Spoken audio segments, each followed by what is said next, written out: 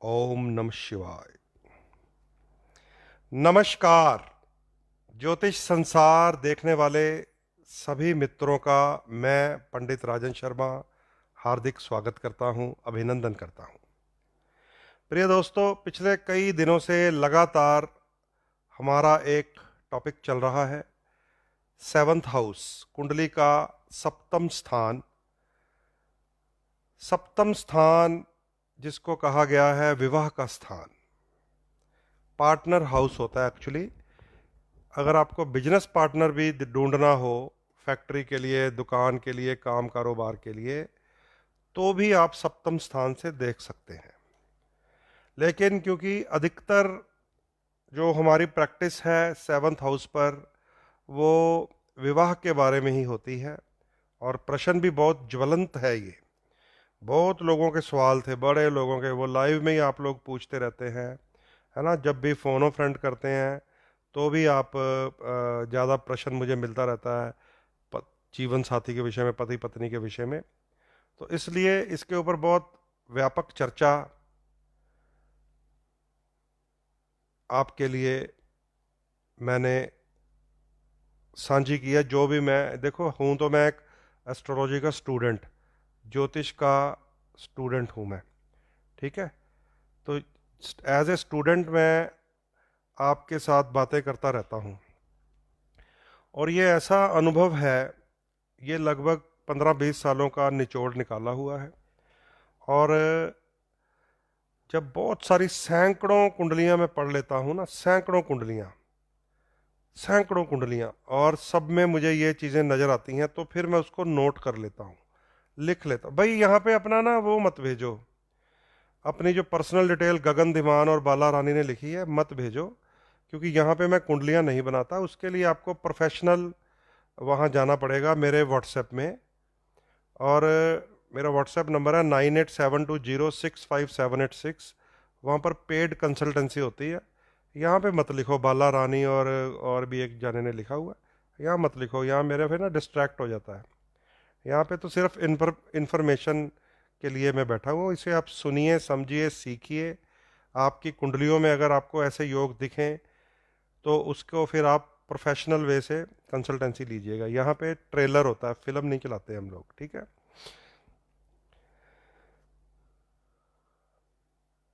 तो सप्तम भाव जो है, उसके ऊपर हमारी काफ़ी व्यापक चर्चा चल रही है, हो रही है, और सारे एपिसोड यूट्यूब पर पड़े हैं। अब अपलोड मैंने कर दिए हैं धीरे धीरे, एक एक करके। और आप जितने नए लोग हैं वो समझ लीजिए कि मैरिज अगर आपकी नहीं हो रही, या मैरिज होने के बाद कोई अड़चन प्रॉब्लम आ रही है, वो सारे सीक्रेट मैंने खोल दिए हैं। और अब अगर कोई अनमैरिड है बच्चा, लड़का या लड़की, तो उनके कुंडली के सेवंथ हाउस में कौन सा ग्रह है, उसे कैसा पति मिलेगा या पत्नी मिलेगी, ये भी सारे भेद अब यूट्यूब पर पड़े हुए हैं। आप उसको जाके खोल कर देख लीजिएगा, ठीक है। ये सारी सारी चीज़ें पहले तो, क्योंकि यहाँ पर ही फेसबुक पे अपलोड होता था, तो उसको दोबारा ढूंढने में परेशानी होती थी। कई लोग पूछते थे, पंडित जी वो पुराना एपिसोड कैसे ढूंढे, तो मैं कहता था भाई अब वो तो मेरे बस में भी नहीं है, क्योंकि मैं रात को लाइव करने के बाद सुबह उठते ही कोई आपको पॉजिटिव मैसेज देता हूँ, फिर कोई जोक की बारी आ जाती है, फिर किसी करंट अफेयर, कोई पॉलिटिकल अफेयर, वो सारे क्योंकि चलते रहते हैं ना फेसबुक के ऊपर। यूट्यूब के ऊपर आपको शुद्ध रूप से सारे एपिसोड ज्योतिष के ही मिलेंगे, वहाँ और कोई नाटक नहीं होता, ठीक है। तो ये जितना भी सिलसिला है विवाह का, शादी का, जो रुका हुआ है, वो सारा आपको मिलेगा अब यूट्यूब के ऊपर, अगर आप वहाँ पे जानकारी हासिल करना चाहते हैं कुछ, ठीक है। अब अच्छा ये देखिए, अब उधर से मैंने कहा व्हाट्सएप कीजिए, तो व्हाट्सएप कॉल मत कीजिए, मैसेज कीजिए। व्हाट्सएप कॉल नहीं है मैं उठाने वाला, मैसेज मेरा सिस्टम चलता है। तो ये मैं आपको बता ही देता हूँ कि मैं क्या करता हूँ जब आप लोग मुझसे प्रोफेशनली पूछते हैं। आप लोग सबसे पहले मेरे व्हाट्सएप नंबर पे जाएं 9872065786। जिसने भी अपने पर्सनल पूछना है तो उस व्हाट्सएप पे जाके हेलो हाय राम राम जो जो भी आपका दिल करता है ना, वो आप व्हाट्सएप करें। अपना नाम लिखें, डेट ऑफ बर्थ लिखें, टाइम लिखें, प्लेस लिखें, और फिर अपना क्वेश्चन भी लिख दें कि रिगार्डिंग हेल्थ पूछना है, रिगार्डिंग मैरिज पूछना है, रिगार्डिंग लव अफेयर पूछना है, रिगार्डिंग अब्रॉड ट्रैवल पूछना है। वो भी उसमें लिख दें ताकि मुझे कंफर्म हो जाता है कि यही दशा चल रही है, यही प्रश्न होगा, तो कुंडली ठीक है। और वो पेड कंसल्टेंसी है, उसकी फीस होती है। इसलिए कई लोग अपनी डेट ऑफ बर्थ भेज देते हैं, है ना, बाद में जब हमारी तरफ से जाता है बैंक अकाउंट या पेटीएम नंबर, तो उसके बाद उनका हाय हेलो राम राम भी गई, फिर उधार प्रेम की कैंची है।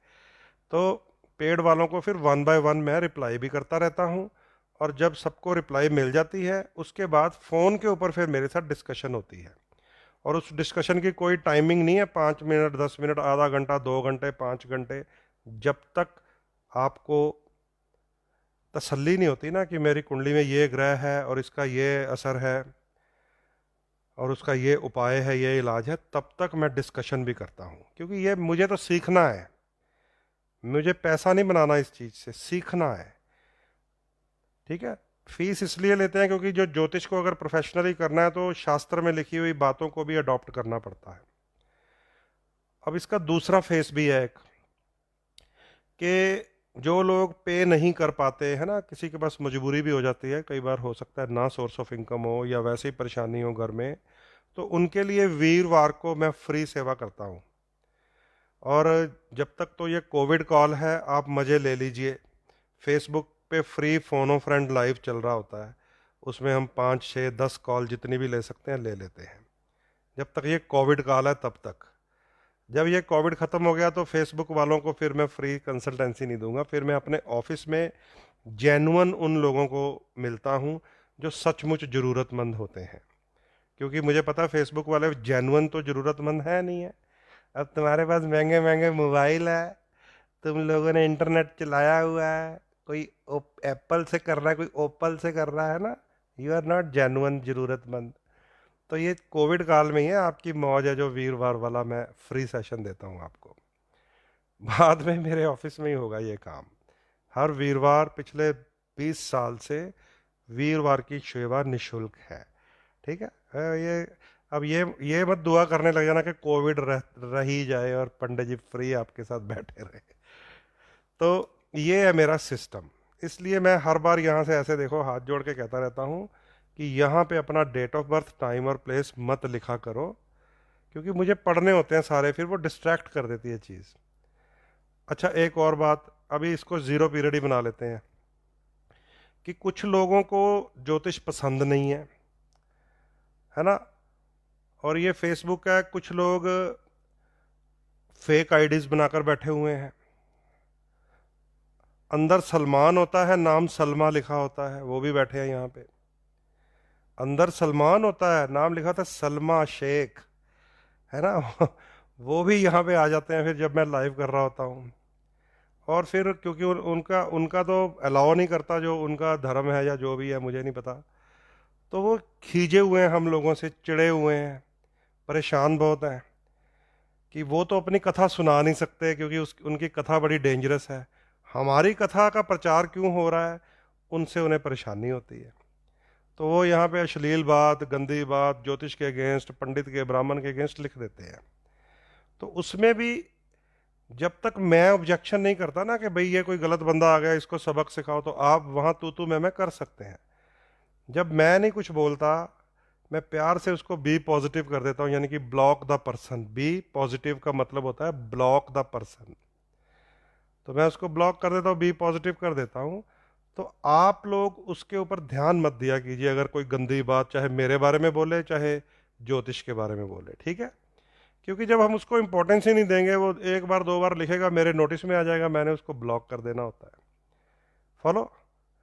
तो ये ज़रूरी बातें हैं। लाइव से पहले मुझे देखो 10 मिनट और आपको देने पड़ गए, सिर्फ उन 2 लोगों के कारण जिन्होंने वो बीच में अपना जन्म तारीख लिख दी थी।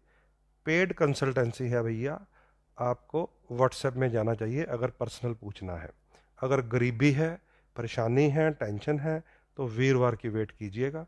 फ्री कंसल्टेंसी वाले दिन तुक्का चला लीजिएगा, अगर कॉल लग गई तो यहाँ से तो मैं बैठा ही होता हूँ। ठीक है, अब दोबारा शुरू कर लें। प्रिय मित्रों, पिछले कई दिनों से हम एक चर्चा कर रहे हैं कुंडली का सप्तम भाव, उसको डिफाइन कर रहे हैं।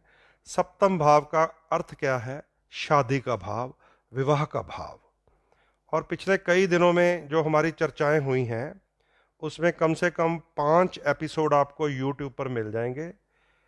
और मैं समझता हूं जिन लोगों की शादी नहीं हुई उनके लिए भी बड़े इंपॉर्टेंट है, जिन लोगों की शादी हो गई है उनके लिए भी बड़े इंपॉर्टेंट है, क्योंकि जिनकी अभी विवाह नहीं हुआ उनके लिए ये इन्फॉर्मेशन मैंने दे दी है कि सूर्य 7वें घर में हो क्या होता है, मंगल 7वें घर में क्या होता है, शनि 7वें घर में क्या होता है, चंद्र शुक्र बुध 7वें घर में क्या होते हैं, राहु केतु 7वें घर में तो धमाल कर देते हैं, वो मैंने सब बताया है उनमें। ठीक है, इसलिए आप वहाँ पर जो लोग अभी अनमैरिड हैं वो जाकर पहले ही देख लें और चेक कर लें क्या क्या मैंने बोला है। अब आपको फिर शादी करनी है या नहीं करनी, फिर निर्णय ले लीजिएगा। और जिनकी शादी हो चुकी है, जिनको मैंने बता दिया है कि पत्नी बड़ी आयु की हो सकती है, पति कम आयु का हो सकता है किस ग्रह के कारण, जिनको मैंने बताया था कि प्रेम विवाह कैसे होता है किस ग्रह के कारण, जिनको मैंने बताया ऐसे उंगली से उठाती है बिठाती है चला जुपिटर के कारण। तो जिनकी शादी हो चुकी है उनके जीवन में ऐसे क्यों हो रहे हैं मीठे खट्टे अनुभव, वो 5 एपिसोड देख सकते हैं। तो ये जिनकी हो क्या वो एक होती है ना, शादी से पहले या शादी के बाद इलाज, देसी दवाखाना, यूट्यूब पे है। लड्डू है ये मीठा या कड़वा है करेला, यूट्यूब पे आप पे मिल जाएगा।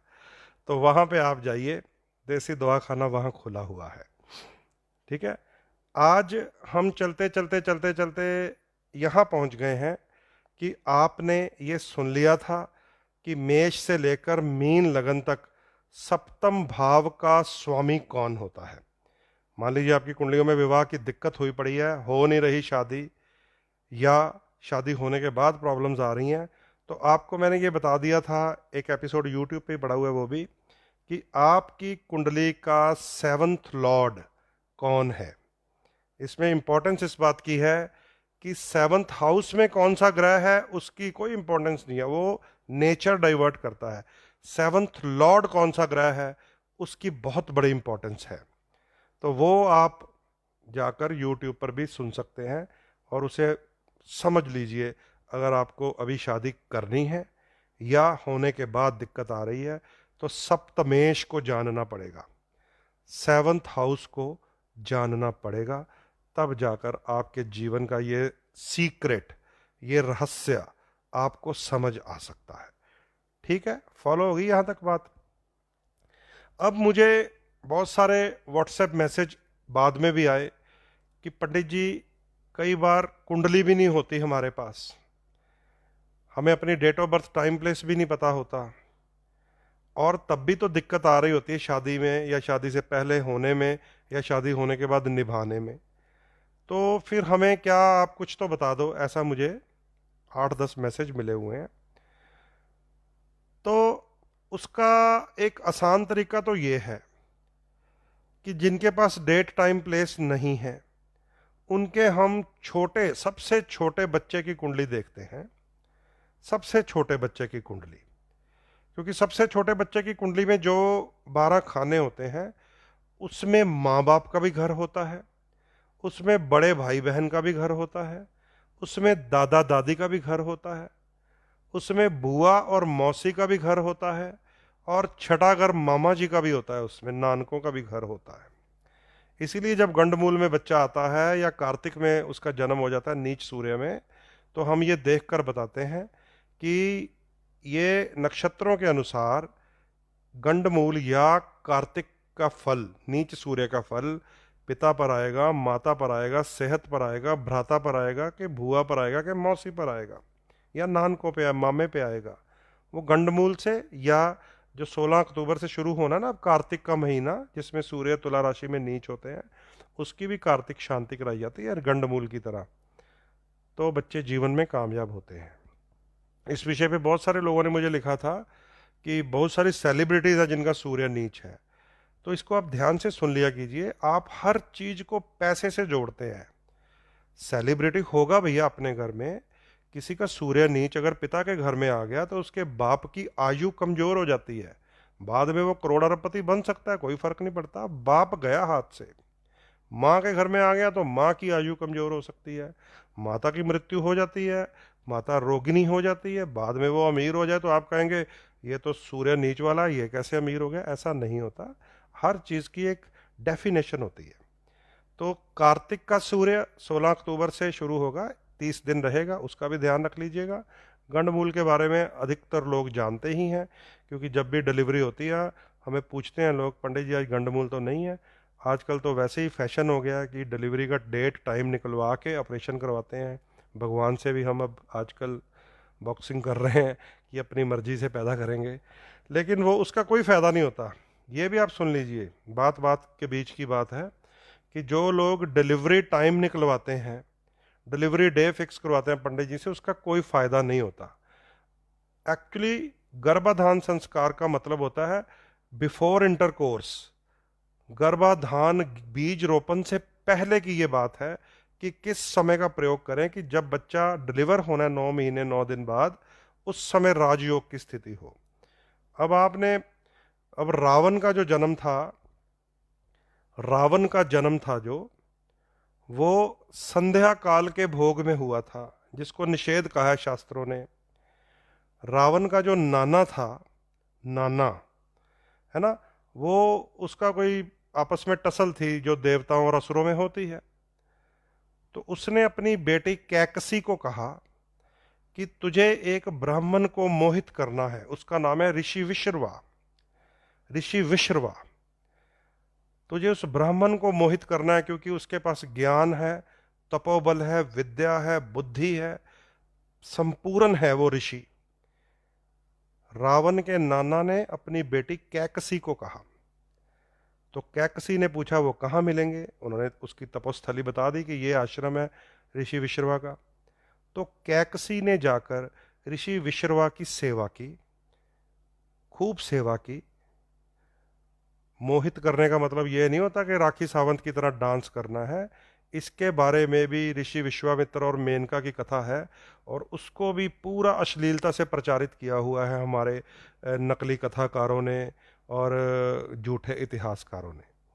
मोहित करने का अर्थ होता है कि आपको उन्हें प्रसन्न करना है, फिर वो आपको कहेंगे कि मांग ले, क्या मांगना है वरदान। तो फिल्मों में क्या दिखा देते हैं, मेनका डांस कर रही है, आधे कपड़े पहने हुए हैं, है ना। जिस कपड़ों के ऊपर आज ऑब्जेक्शन है ना, वो अप्सराओं के दिखाते हैं, सिर्फ इतनी सी चोली, और समझ गए ना, पूरा झूठ दिखाते हैं। वो तपोस्थली में गई, वहां पे उसने ऋषि विश्रवा की सेवा की। स्नान के लिए जल लाना, चूल्हे के लिए लकड़ी लाना, खाना बनाना, गैया धोना, दूध उबालना, खीर बनाना, पकवान बनाना, हवन की लकड़ियाँ इकट्ठी करना, हवन सामग्री समिधाएं लेकर आकर उनकी सहायता, इसको कहते हैं मोहित करना। आज भी हमारे दिमागों में मिसकंसेप्शन है, पंडित जी वशीकरण का उपाय करा दो, वो कैसे। अरे वशीकरण से आसान तो कोई चीज ही नहीं है। खिलखिलाता हुआ चेहरा, मीठी वाणी, प्रेम से बोलना। मैं भी तो आपके साथ बोलता हूं, मैंने भी तो 85 लोगों को वशीकरण किया हुआ है, कोई मंत्र पढ़ के थोड़ी कर रहा हूं मैं। सबसे आसान होता है मोहित करना या वशीकरण करना, ठीक है। तो ऋषि विश्रवा कैकसी पर प्रसन्न हो गए। उन्होंने कहा कि हे कन्या, तुम इतनी सेवा कर रही हो, तुम्हारे मन में कोई इच्छा है तो बताओ मुझे। तो कैकसी ने ऋषि विश्रवा से कहा कि मैं आपके संग विवाह करना चाहती हूं। ध्यान से सुन लीजिए। तो ऋषि ने सोचा कि देखिए इतनी सेवादार लड़की है, इसने बड़े प्यार से सारे आश्रम को साफ सफाई संभाला हुआ है, तो ठीक है। अब ये बातें क्या बताती हैं कि जो ऋषि मुनि थे हमारे, वो कोई ऐसे नहीं था कि प्रचंड ब्रह्मचारी होंगे कन्या की तरफ देखते, ऐसे नहीं होता। ये सारी मिसकंसेप्शन है। सब गृहस्थी वाले हैं। सांदीपनी ऋषि के आश्रम में कृष्ण भगवान 64 दिन रहे थे, 64 कलाएं सीख गए थे, तो उनकी गुरु माँ मिली थी उन्हें। तो सबके पास अपना अपना गृहस्थ हाउस होता है, ठीक है। तो कैकसी और ऋषि विश्रवा ने विवाह कर लिया, लेकिन वो एक षड्यंत्र था रावण के नाना का। जब विवाह कर लिया तो नाना ने अपनी बेटी को समझाया कि जब भी तुम्हें संतान की कामना के लिए भोग करना है तो संध्या समय करना है। यम का काल होता है वो, जब सूर्य भी हो, चंद्रमा भी हो, तारे भी हो, आधी रोशनी हो, आधा अंधेरा हो, उस समय में संभोग करना है तुम्हें। तो कैकसी क्योंकि अपने पिता के कहने पे सारी चाल चल रही थी, उसने उस समय में संभोग करके बीज धारण कर लिया। उस बीज से पुत्र पैदा हुआ रावण। रावण पैदा हुआ और फिर उसने क्या क्या अत्याचार किए। बुद्धि का वो तीक्ष्ण था क्योंकि डीएनए उसके अंदर ब्राह्मण का है, ऋषि विश्रवा का है। ज्ञान का वो तीक्ष्ण था, लेकिन क्योंकि षड्यंत्र के तहत उसका प्रकट हुआ था, वो अंदर से अत्याचारी था, बलात्कारी था। उसने कई ऐसे गलत काम किए जिसके कारण हर दशमी के ऊपर रावण को जलाया जाता है, ठीक है। तो ये अब मैंने इसलिए समझाई है आपको कथा बीच में सप्तम भाव के, हालांकि ये सप्तम भाव का ही पार्ट है, क्योंकि विवाह के बाद फिर औलाद की बात ही तो होती है। कि बहुत सारे लोग आजकल डिलीवरी की डेट और टाइम पंडित जी बताना, जरा कोई फायदा ही नहीं होता, पहले का काम है ये। और यही पुत्र पैदा किया था प्रहलाद। प्रहलाद भी एक पुत्र पैदा किया था, हिरण्यकश्यप का पुत्र था, कयादु उसकी माँ का नाम था। वो भोग से पहले ही उसको बता दिया था नारद मुनि जी ने कि अगर इस विधि से संतान की कामना करोगे, अपने पति के मुख से भोग करते हुए नारायण नारायण नारायण अगर निकलवा दिया तो घर में पुत्र पैदा होगा, संसार में नामचीन होगा, दुनिया भी उसके पांव पूजेगी। उनका नाम है भक्त प्रहलाद। तो ये पहले की बात होती है। वो डिलीवरी टाइम ऑपरेशन ये वो सब नाटक आप करते हैं, हम बता देते हैं, हमें क्या है। आप लोग नाटक करते हैं, पंडित जी मुझे फलानी तरीक दी है, डॉक्टर साहब ने बताना, हम बता देते हैं, उसका कोई फायदा नहीं होता। वो भगवान से नहीं, ना तुम लड़ सकते हो ना मैं लड़ सकता हूं। ज्योतिषी भविष्य वक्ता हो सकता है, ग्रहों को पढ़कर बता सकता है। भविष्य वक्ता केवल बताने वाला, भाग्य बदलने वाला ज्योतिषी नहीं होता। वो आपके कर्म होते हैं। हम आपको विधि बताएंगे, हम आपको कलर थेरेपी बताएंगे, डोनेशंस बताएंगे, स्टोन बता देंगे, मंत्र बता देंगे, बस यहाँ तक हमारा रोल है। आप वो सब कुछ करके भी फेल हो सकते हैं। कारण कर्म। ये कभी नहीं हो सकता कि मैं हाथ में पुखराज पहन लूं और मैं कहूं अब मेरा कोई क्या बिगाड़ेगा, और मैं जाके देश के गद्दारों के साथ मिल जाऊं और बंदूकें चलाऊं, है ना, बॉर्डर पे कश्मीर में जाके अपने लोगों को मारूं। तो फिर भैया ये पुखराज मूंगे नहीं होते। सो ज्योतिषी भविष्य का वक्ता हो सकता है, भाग्य का वक्ता हो सकता है। भाग्य बदलना पलटना आपके अपने हाथ में है। इसीलिए मैं तो अपने लेटर हेड पे भी लिख देता हूँ, हमारी रेमेडीज की कोई गारंटी नहीं होती। समझ गए। तो ये बात आप, इसलिए मैंने आपको बताई है कि सप्तम भाव के बाद फिर औलाद का खाना ही आता है, 7th हाउस के बाद 5th हाउस। तो आइए वापस चलते हैं। अब आइए अब आपके साथ वापस चलते हैं सप्तम भाव में ही।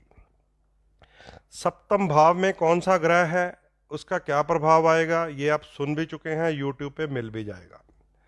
सप्तम भाव का स्वामी कौन सा है, उसका कुंडली में प्लेसमेंट क्या है, ये भी आप सुन चुके हैं, यूट्यूब पे ये भी आपको मिल जाएगा, ठीक है। और जो मुझे प्रश्न पूछा था उन लोगों ने जो ये कह रहे थे कि भाई हमारे पास कुंडली भी नहीं है, तो हमें भी कोई इसका बता दीजिए क्या होता है इलाज। तो उनके लिए भी अभी मैं आपको बताना चाहता हूं, और जिनके पास है उनके लिए भी, क्योंकि इसको लक्षण ज्योतिष कहते हैं, रेमेडीज विद सिम्पटम्स। ध्यान से समझ लीजिए, रेमेडीज विद सिम्पटम्स। क्योंकि जब भी हम डॉक्टर के पास जाएंगे, एस्ट्रोलॉजर के पास जाएंगे, तो पहले सिम्टम तो बताएंगे ही ना वहां बैठकर। तो आधा काम तो डॉक्टर या वैद्य या हकीम या ज्योतिषी आपके पूछे हुए प्रश्न से ही आपका सुधार देता है, क्योंकि उसे पता चल जाएगा सिम्टम है। आप अगर पूछेंगे मेरी मम्मी की सेहत खराब है, तो सिम्टम पता लग गया, चंद्र खराब होएगा। आप पूछेंगे पापा से मेरी बनती नहीं है, सिम्टम पता लग गया, सूर्य शनि का तमाशा हो सकता है कुंडली में। ये सारी चीजें सिम्टम से पता चल जाती हैं। अब मान लीजिए किसी के पास कुंडली नहीं है ना, तो वो भी तो लक्षण से, सिम्टम से जान सकता है। सब